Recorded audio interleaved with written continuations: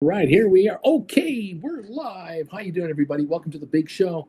Hey, it's your buddy Bruce here, traveling with Bruce on TWB from Calgary, Alberta, where I gotta tell you,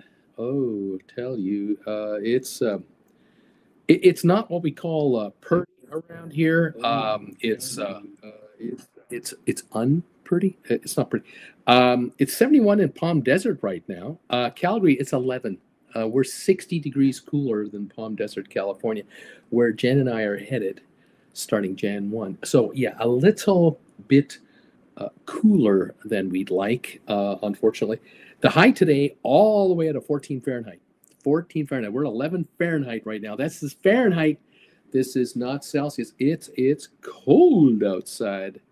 But I gotta say, one of the positive things about being 11 below Celsius, by the way, is no mosquitoes and no flies to bother you outside.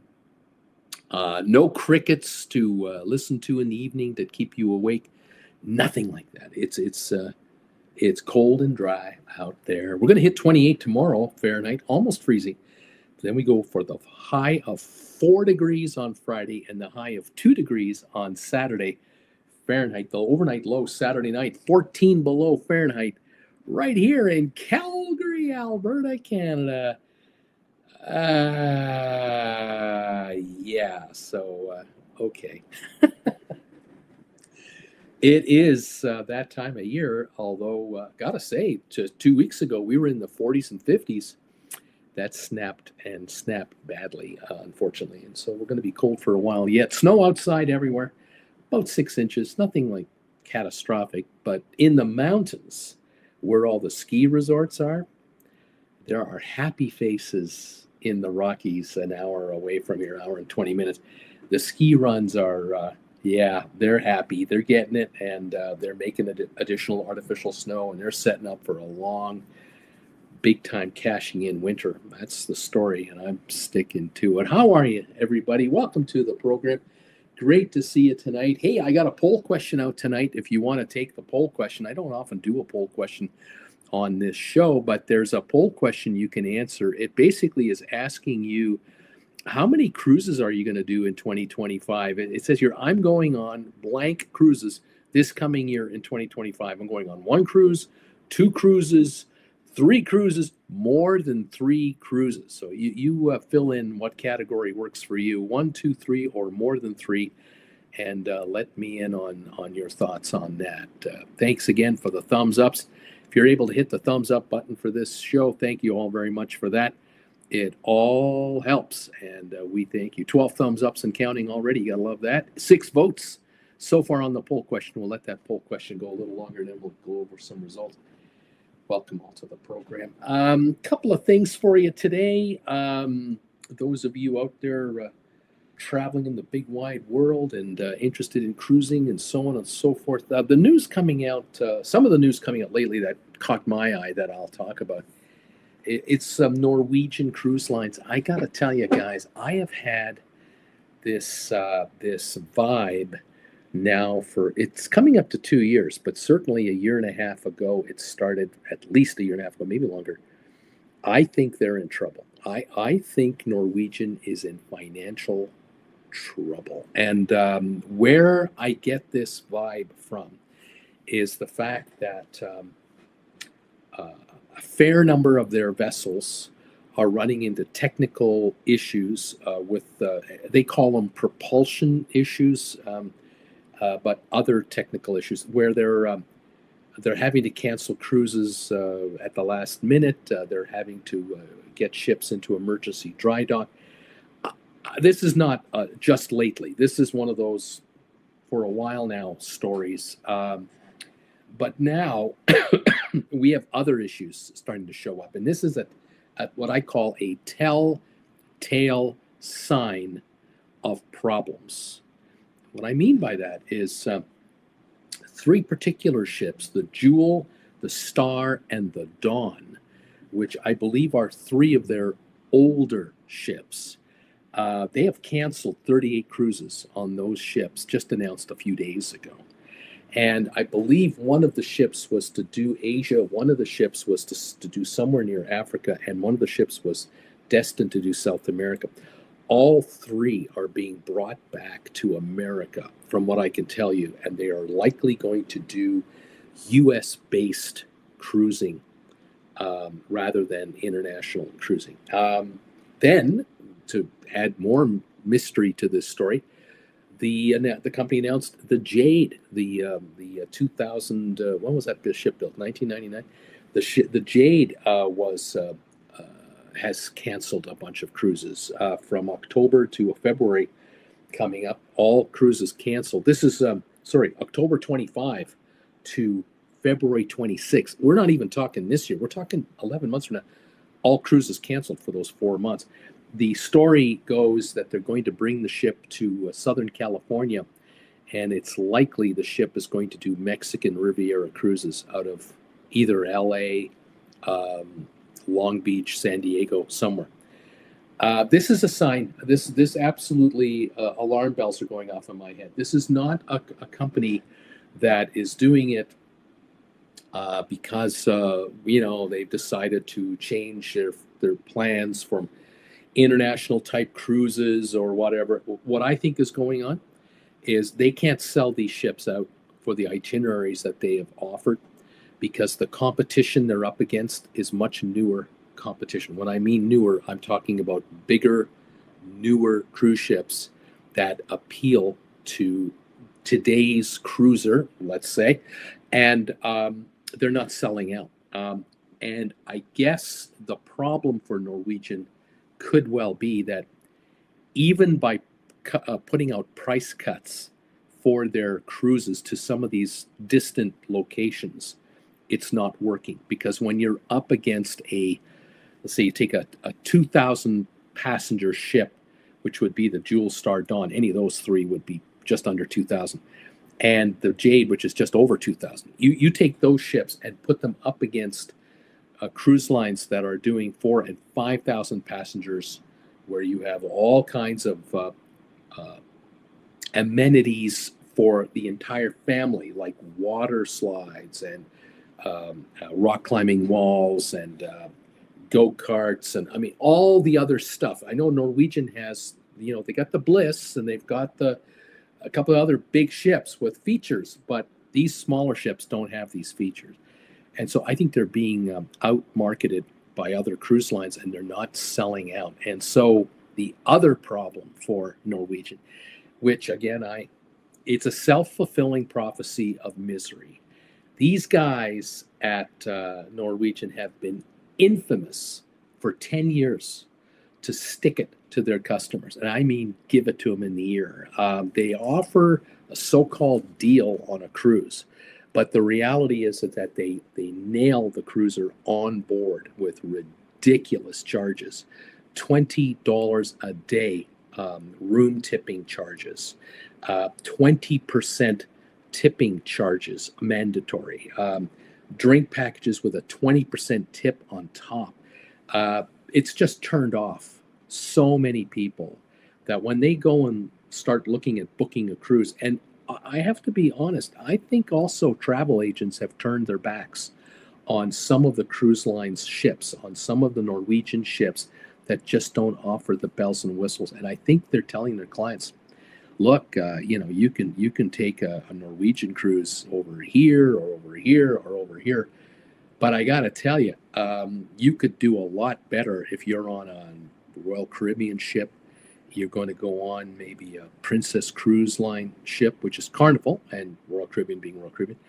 Of course, if you are an older cruiser, you're over 50, 55, you're not looking for, you and your wife are going on a cruise. You're not looking for water slides. You're not looking for rock climbing walls. You don't need all that stuff. So you're more likely to want to book a Holland America cruise, maybe Cunard,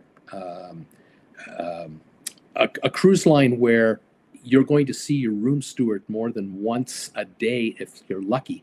Because on Norwegian, you're not even getting a 2-time a day visit from your room steward anymore. You're not getting your your bed turned over in the evening while you're having dinner. There are no chocolates waiting for you on your bed anymore. All those features are gone, and they've upped their costs on all their specialty restaurants. I mean, it's a downhill race. So I'm saying in the case of Norwegian, because they've raised all their onboard expenses and they've lowered their onboard delivery to the clientele, and they're nickel and diming everything they can nickel and dime, they're pissing people off. I mean, that's what it is. And it's a slow meltdown. It doesn't happen all in one day. It happens a bit at a time. Now, let's be fair, okay? If you're younger, all right, you're in your 20s and you're planning a wedding, maybe a wedding I don't know, on the private island that Norwegian has, one of their private islands. And you've got a wedding party with you for a 1 week cruise, and everyone gets on there for $800, $700, $900, and then they have the add-ons, but there's still a wedding party. You might get away with that with a wedding party. You can pull all the bells and whistles out for that. But when you're over a certain age, or well, let me go back again. If you're back in the younger crowd, if you're in the 20s and 30s and you're not in a wedding party, you're traveling for just a winter getaway, a spring break getaway, or a 1 week winter vacay to anything Caribbean to get away from winter. And you're not that educated about cruising. You're not aware of all the changes that have happened in the last 5 years. Well, you're gullible and susceptible to getting sucked in, and never again is what they say. Because once you take a cruise, or you've done 2 or 3 cruises, and you've been on one cruise line and another, and now you're on a Norwegian cruise line, and it doesn't meet up to the Royal Caribbean cruise or the Princess cruise or the Holland America cruise, or you name other brands, left, right, it doesn't measure up. You're not going back. And this is where I believe Norwegian is now suffering from its decline. And ships are being brought back to the American market. And do the math. It's so much easier for Norwegian to run out of Tampa, Galveston, Miami, Fort Lauderdale, if they use Fort Lauderdale, or Port Canaveral, Philadelphia, Baltimore, along the East Coast, along the West Coast in San Diego, Los Angeles, Portland. You're going to run cheap, domestic, U.S. type cruises that might go to Mexico and back, might go to the Bahamas or Caribbean and back, and you're going way shorter in distance than you would if you were to try to circumnavigate South America, or you were trying to go all the way to the Antarctic and back. You're going to cruise from, say, Dubai to Cape Town, Australia to Singapore. You're talking great distances, lots of fuel being burned, days at sea, not as many onshore excursions. Whereas in the Caribbean, you can have all kinds of onshore excursions to zip line parks, water parks, all kinds of, activity passes and stuff. And the cruise line can, grab 60% of the money from every excursion you book to pad their books. And while not burning as many gallons or tons of fuel for the Caribbean. The other issue is you'll notice Norwegian is not doing much in the Mediterranean in Europe. Their exposure to that area has greatly been reduced. Why? Because their ships are dirty. Get cut to the quick. There are ships in the Norwegian fleet, a certain percentage, that don't qualify to go into European ports anymore. They're not allowed in. And so they're going to where they're allowed to go. And that, unfortunately for Americans, is these polluting ships are going into America because America won't get its act together and have stringent emission standards. And for the next 4 years, there will be no increase in emission standards for cruise ships. I mean, what are you thinking? And so these guys go to the cheap Caribbean ports where they're desperate for the business. And the game continues. It's a race to the bottom. And I believe that the clientele that might be attracted in the next year to 5 years, if Norwegian lasts that long, They will be competing with the discount cruise lines of the world. So that's Costa, which is Caribbean, Carnival in Europe, and Carnival out of the U.S. They're going to be competing for the low-end cruiser and try to get them on the daily charges. Nail them there. So show a $5.99 cruise and then nail them on board the ship for everything you can nail them for. Smart cruisers, experienced cruisers are going to go, oh, no, you're not sucking me in on that. I'm going to take an all-inclusive cruise. Or I'm going to tell my travel agent, if I use a travel agent, you book me a cruise where I don't get nailed 20% tip charges, and I don't get nailed $10, $15 room service charges. I don't get nailed for ordering a bloody pizza to my room. This kind of stuff. I think that for experienced cruisers is part of the issue. Anyway, it's just my opinion. You agree with me or not, whatever you think. But I think that they have, in some cases, they've really dropped the ball on quality. Just sort of thinking. Donnell is in the house, by the way, saying hi to everybody. Hi, Bruce and all. Looking forward to tonight's show. I'm number 3. Sharon is here. I'm number 4. Looking forward to the Thanksgiving here. Our youngest father-in-law is hosting a big family gathering on Thursday. Kirk Brunson is in the house. He's at work in New York City. Robert is here. Christina is here. Terry Gallant. Not sure if this will impact travel much, but Trump's announcement of a 25% tariff is going to be interesting. Roger, hi from Jacksonville. Just back from Norwegian Epic. First solo cruise in a studio cabin. Enjoyed meeting fellow solo travelers in the studio lounge. Fantastic. Giving a thumbs up. Thank you, my friend. Sharon, the Jewel and the Pearl will be sailing out of Philadelphia in late 26, by the way. Roger, near capacity, 4,200 guests. Terry Gallant, Royal's move to take new ships and offering 3- and 4-night cruises is brilliant. They are commanding much higher per night fees, as well as cutting their fuel costs by only traveling less than 500 knots per trip. It's absolutely brilliant. They take these monoliths, massive monolith ships, and they take them to Coco Key, and they'll take them to maybe to Haiti, and they're doing at sea days. Oh yeah, 3-4 nights. Ken correct. Hi Bruce and Jen from Saginaw, Michigan. We were on the Norwegian Getaway in October. I thought the menu selections in the main dining room, they've been trimmed. Does NCL still carry a lot of debt? Janet and Ken. Yes, they do, and they haven't paid it down. They're just paying the interest. Ken, thank you for the thumbs up. Yes, I believe that is correct. I have had comments now for quite a while about the lack of selection in the dining rooms and how they are upping their prices for their specialty dining. So you go to the buffet and you're talking about barely a Denny's menu of quality. You're talking steamed vegetables, you're talking fish and chips, fried chicken, and the cheaper cuts. Where you go to the dining room where it's included in your thing, you have a fewer, slighter selection, not as good. If you want a steak, you want the good stuff, you got to go to the steakhouse. You want to have something. Say Oriental, there is no Oriental food in the buffet anymore. It's in the teriyaki, whatever. You want Italian? You're not going to find Italian in the buffet. You're going to find Italian in the Italian specialty restaurant, and the costs have risen and risen and risen. Free food? You want to go on the pool deck and enjoy a hot dog? Hey, you can have all the hot dogs you want because they know. These $1 hot dogs, we want you to pig out on those. You want a burger and fries? How many you want? We'll feed you burgers and fries. Slice of pizza coming out of the oven here, just pepperoni and cheese pizza. I don't even know what other selection. Limited selection, quick. Yeah, those are cheap to make.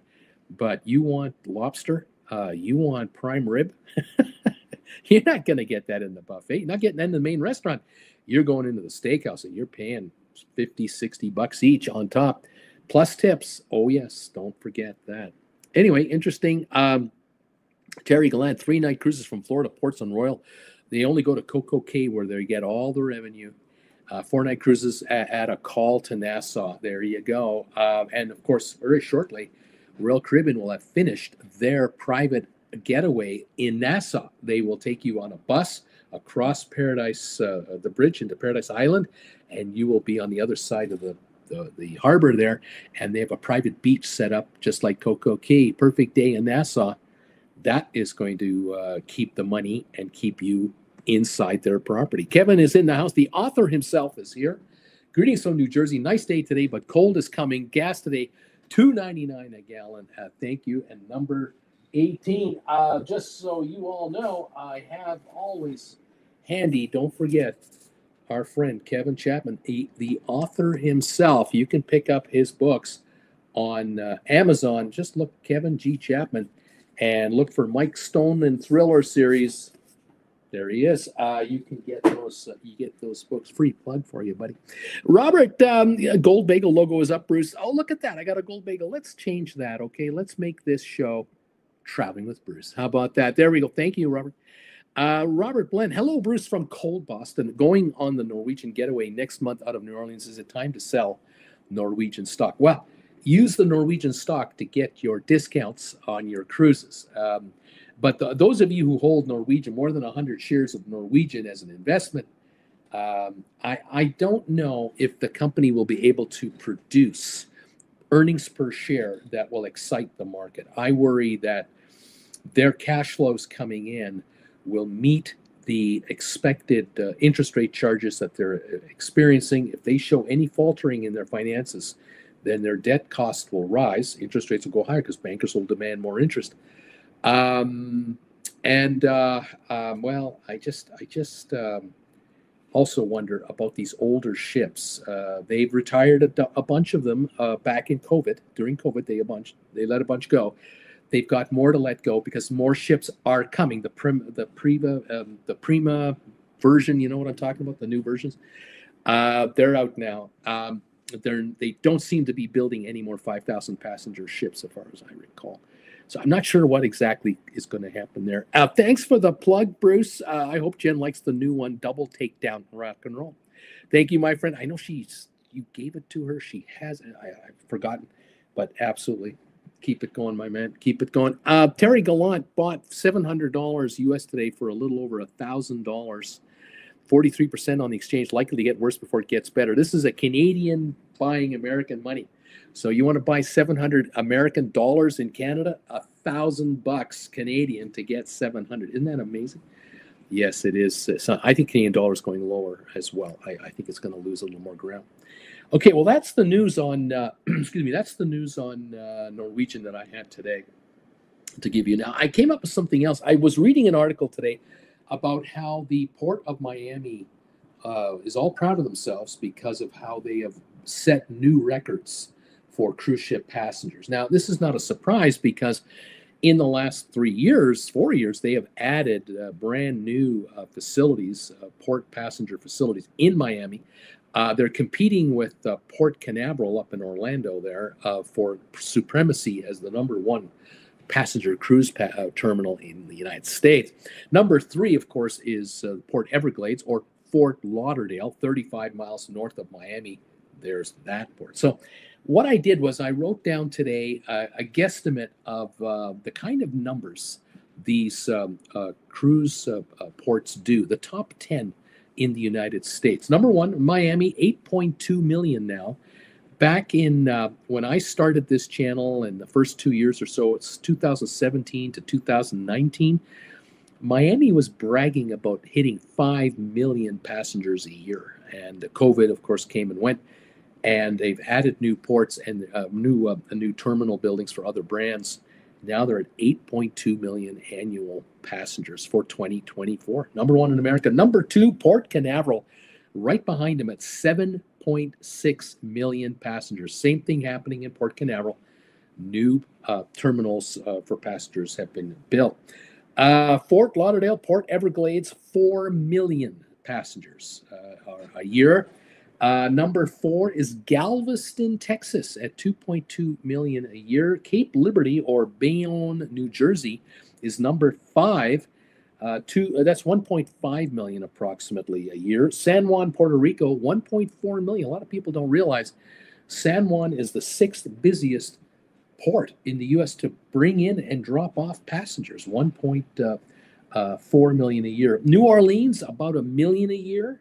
Tampa Bay, about 1 million a year. Seattle, Washington, 983,000. And Los Angeles, the Port of Los Angeles, 580,000. I'm going to guess that Long Beach is just behind that port as well. This summer, Jen and I took a transatlantic cruise from Brooklyn, New York to Southampton.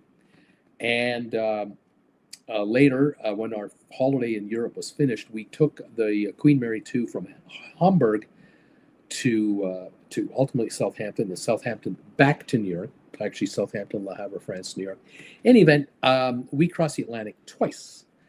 I did some research today, and I was kind of curious about a couple of things that I wanted to kind of talk to you about. I wanted to kind of take you down memory lane a little bit and give you some interesting info. Paul Romero is here. Yes, since the food on the cruise ships, especially Carnival, has gone way down, the excitement to try food at the ports is just that more exciting, especially if you have to go to the bathroom every so often, every time you come back onto a cruise ship. Steve Bartley, gas down to $2.69 a gallon in Greeley, Colorado. And Sharon, San Juan is a nice port. We sailed out of there twice and really enjoyed ourselves. As a bonus, Americans don't need passports in order to fly there. Exactly. That is America. And that is very convenient for Americans. Canadians who, are landing in Florida for a while and then take a flight to San Juan. You're in America in Florida. Now you're still in America in San Juan. You can take a cruise out of San Juan, get back to San Juan after your cruise is over, fly back to Miami, and then fly back to Canada. Or obviously, if you are leaving Canada here, we have it really handy. We can leave Canada here. And if you can catch a direct flight to San Juan, which I think you can do out of Toronto, maybe Montreal, you clear U.S. Customs in Canada and then get on the plane. And when you get off the plane in America, you're in America as a domestic arrival, and you don't have to worry about any customs and duties down there. Now, back in the day, I wanted to look at something here. I was kind of curious about this. Atlantic sailings. I was curious, and I've shown you in the past from time to time pictures of New York. I've shown you aerial photos back from the 50s and the 60s, where the port of New York, say with the 42nd Street or 44th Street terminal in Manhattan would have been in use, and they would show, an aerial photograph of 5 transatlantic ships dropping off and picking up passengers at the height of the season and so on and so forth. I was curious to know how many passengers a year were crossing the Atlantic from New York every year at the height of the business. And I read today that in 1958, which was the height of transatlantic cruising across the Atlantic, 1.2 million passengers in 1958 left New York for Europe. 1.2 million. And by 1959, the next year, the first 707 4-engine jetliners took to the skies. And American brought them out, United, Pan Am, all of these Trans-America Airlines, all these airlines in America and then eventually Europe started flying the 707s. And you could now cross the Atlantic in 6 hours, 7 hours from New York, rather than 6 days, 5 days. By 1969, 10 years later, cruising across the Atlantic on ocean liners was down to 60,000 passengers a year. It had wiped out 95% of all transatlantic cruising, down to 60,000 a year. And in 69, guess what happened? The Queen Mary was sold by Cunard and retired and was sent to Long Beach, California, where she's a hotel. The Queen Elizabeth, the big ocean liner Queen Elizabeth, was sold and transported to Singapore, and she was going to be converted to a floating college. And unfortunately, there were renovations going on. A torch's spark set it on fire, and she burned out and was lost for scrap. The U.S. Constitution and these other cruise lines that used to go across, they became cruise ships for Hawaii, for vacation cruising. or Caribbean. Others started cruising out of Florida to do Caribbean cruising. The SS Norway and the the SS France became eventually the SS Norway. They all got laid up. All these ships got laid up and were completely reconfigured, and all the other transatlantic cruise lines went under. The only ship left in 70, 71, 72, 75, 85, 1990, there was one ship left going across the Atlantic. That was the Queen Elizabeth II that just retired in 2008. And that, I'm saying just retired. That's how many years? 16 years ago? 2008, she retired. She's a hotel in Dubai. The only ship left that offers any kind of transatlantic quasi-regular service, Queen Mary II, the only one. There are cruise lines that offer a repositioning cruise across the Atlantic, but that's a fall or spring seasonal one-off only, where the Queen Mary does, generally speaking, probably 15 to 20 crossings a year both ways. Anyway, you take 3,000 passengers on the Queen Mary 2 at a time. If you hit that number 20 times across, 60,000 a year. 60,000 passengers a year across the Atlantic today on a regular kind of scheduled cruise line. Isn't that something? The jet has totally changed it. I heard this morning there was an analyst on Bloomberg Financial Radio. As I was getting ready for my other channel today, they were talking to him about airfare deals and Thanksgiving specials and flying for Christmas and flying through the winter. And he commented on the fact that you can now get flights to Europe, return for $500 in economy, depending on the airline, depending on the day, depending on you got to shop around for that. But he is hearing as low as $500 return on transatlantic airfare. How can a cruise line compete with that? You can get from New York to London in 6 hours. You can fly overnight and sleep on the plane, wake up the next morning, you're in London, fly to Paris, Amsterdam, Frankfurt, Ireland. You can go to, of course, anywhere in Europe from New York. You go to Turkey, go to Istanbul, fly to Rome, Barcelona, Zurich direct flights. Tell me where you want to go. I mean, you're eliminating not only the transatlantic portion of the show, but if you end up in Zurich, Switzerland, you don't take any trains to get to Zurich, Switzerland. You land in Vienna, Austria. It's not like you landed in England and now had to take a 2-day train ride to get to Vienna. You're one stop, nonstop.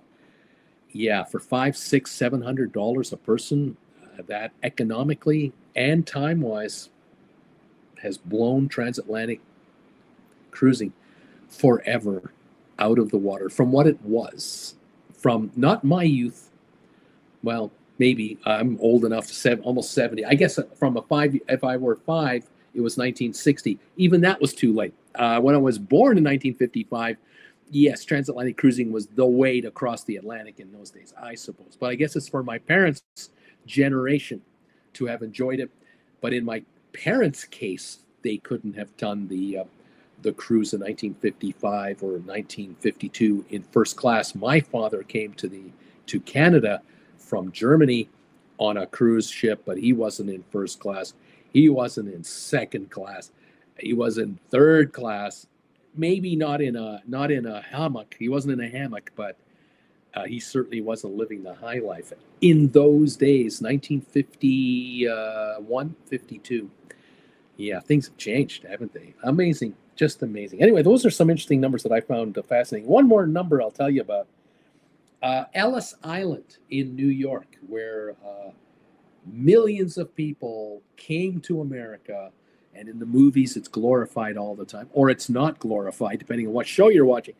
From 1820 until 1957, that's 137 years, 65 million people came to America through Ellis Island.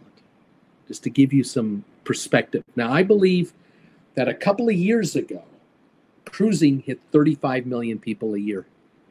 Cruising, worldwide cruising, hit 35 million a year.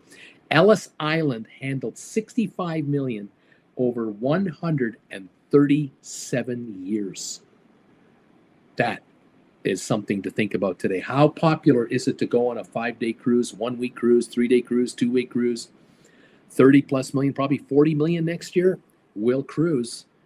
But as you have read here, as you've noticed by some of the folks commenting here, you can grab a 3-4 day cruise from Florida on Royal Caribbean and end up in a ship, end up on a ship of 6,000 passengers with 25 different choices for food. I bet you 8 of them are free, 12 of them are add-ons, with entertainment left, right, and center. Absolutely no end to it. Likely a balcony cabin and a private island. What a difference cruising is now compared to way back when. I mean, it's just not even close. By the way, we got 10 of you voting now. Thank you.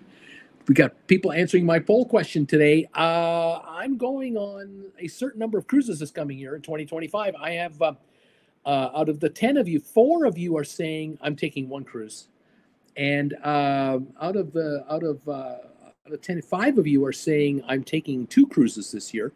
And 1 of you says I'm taking 3 cruises for 2025. So congratulations, cruisers. If you have a chance to answer that poll question, please give it a shot and let me know what you think about that. 1, 2, 3 cruises or more? How many are you planning? For Jen and I, there might be a cruise in our future for 2025, and it might be a cruise between Australia, New Zealand, maybe, or it could be a cruise from New Zealand to Australia and Australia to Singapore, maybe. I've got to check with Jen and availability and pricing and dates. And this would be in the fall, late 2025. It won't be a 3 or a 4 day cruise. It would be a little more than that. We'll have to see how that all works.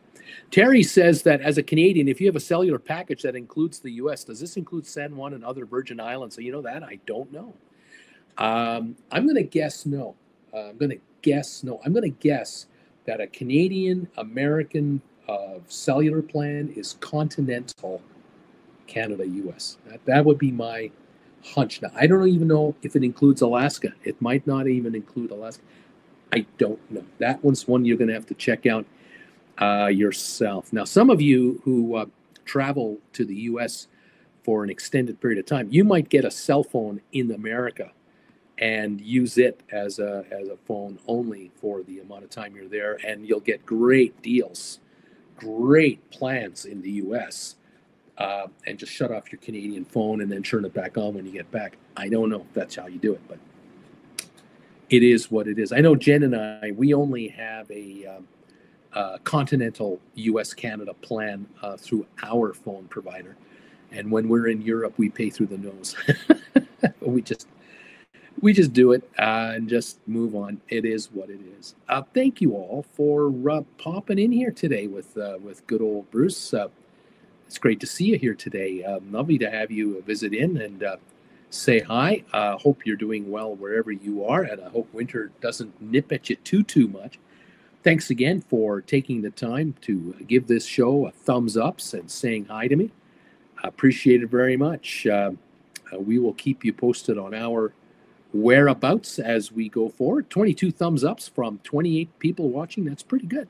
That's not bad. Thank you all very much. We'll see you here next Monday for some cruise news and thoughts and memory lane and whatever else. Thank you again for joining us here from a cold Calgary. Oh, one more bit of news for you. I just thought of this. I forgot. I didn't write this. I wrote it down, but I got to read it. I just noticed today there was another bit of news. It was out of Maine, Bar Harbor, Maine. They had a vote when they had their elections lately, and the vote was, how many people are we going to allow on a daily basis next season, summertime, to come off cruise ships, to come into Bar Harbor, Maine?